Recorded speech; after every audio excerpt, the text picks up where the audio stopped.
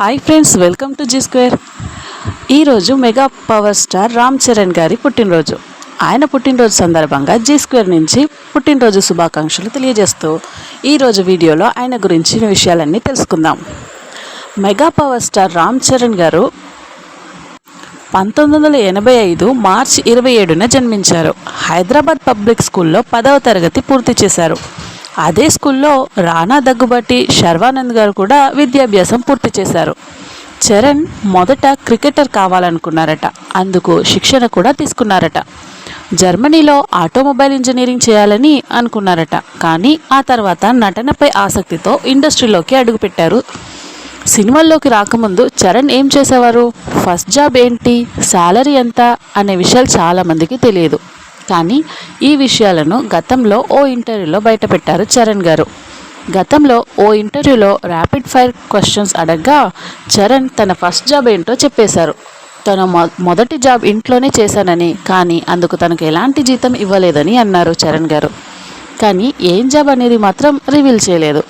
అలాగే ఇప్పటి వరకు తాను నటించిన అందరి హీరోయిన్లలో కియారా అద్వానీ యాక్టింగ్ తనకు ఇష్టమని అన్నారు. అలాగే మెగాస్టార్ చిరంజీవి సినిమాల్లో గ్యాంగ్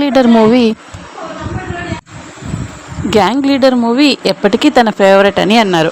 అలాగే తన సినిమాల్లో రంగస్థలం సినిమా ఇష్టమని అన్నారు.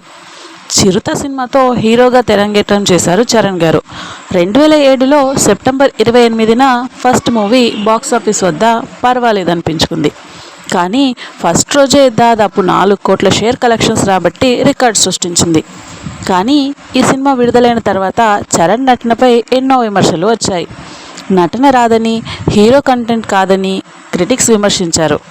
ఆ తర్వాత జక్కన్న డైరెక్షన్లో చరణ్ నటించిన మగధీర మూవీ సూపర్ హిట్ అయింది.